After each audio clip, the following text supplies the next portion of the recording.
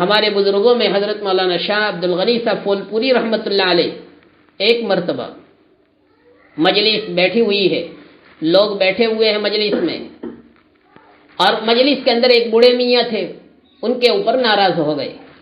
حضرت نے ان کو ڈانٹ دیا۔ حضرت نے ڈانٹنے کے بعد تربیت کی غرض سے ڈانٹا، بعد میں مجلس برخاست ہوئی تو یہ بوڑھے میاں اپنے گاؤں میں چلے گئے۔ قریب ہی کے گاؤں میں شدنی پور ایک گاؤں تھا، اس میں چلے گئے۔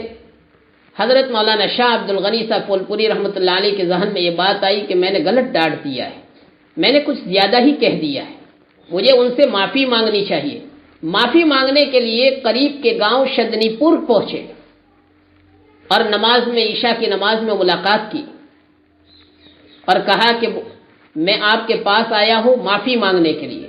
کہا حضرت آپ تو ہمارے سامنے والد کے درجے میں ہیں، آپ ہمارے روحانی پیشوا ہیں، آپ ہمارے پیر ہیں، آپ اگر ڈانٹ دے تو کیا فرق پڑتا ہے؟ ہمارے ماں باپ کے ساتھ اگر ڈانٹ دے تو ہم کیا ماں باپ کو برا بھلا کہیں گے؟ کبھی نہیں کہہ سکتے ہیں، اور ہمارے دل میں ذرا بھی کدورت نہیں آتی ہے۔ پھر بھی حضرت نے فرمایا معاف نہیں کروں گے، اور اپنی زبان سے جب تک نہیں کہوں گے تب تک میں یہاں سے واپس لوٹنے والا نہیں ہوں۔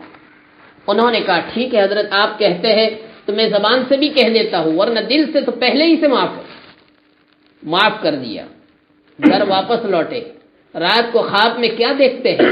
شاہ عبد الغنی صاحب پھول پوری رحمۃ اللہ علیہ خواب میں دیکھتے ہیں کہ ایک کشتی میں اللہ کے رسول صلی اللہ علیہ وسلم تشریف فرما ہے، اور حضرت علی رضی اللہ تعالیٰ عنہ کی کشتی ہے، حضرت علی چلا رہے ہیں، اور پیچھے کشتی کے اندر میں خود بیٹھا ہوا ہوں۔ حضرت شاہ عبد الغنی صاحب پھول پوری رحمۃ اللہ علیہ فرماتے ہیں اللہ کے رسول صلی اللہ علیہ وسلم نے حضرت علی سے کہا علی عبد الغنی کی کشتی کو ہماری کشتی سے جوڑ دو۔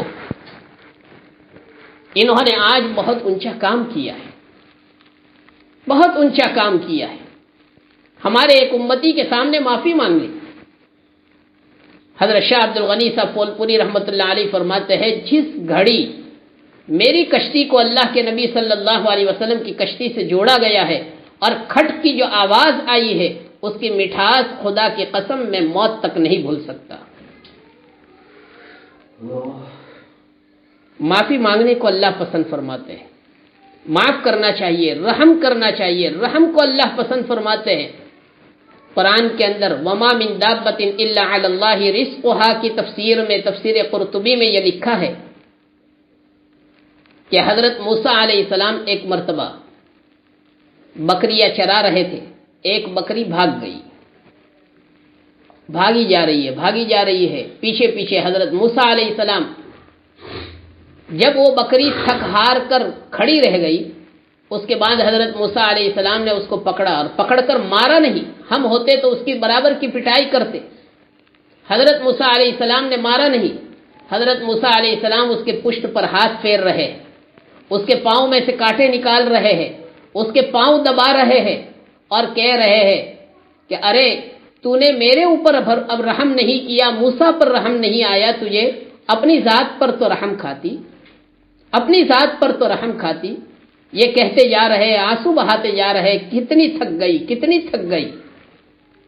اس وقت میں آسمان کے فرشتوں نے اللہ کے سامنے عرض کیا باری تعالیٰ یہ شخص نبی بنائے جانے کے قابل ہے، باری تعالیٰ یہ شخص نبی بنائے جانے کے قابل ہے۔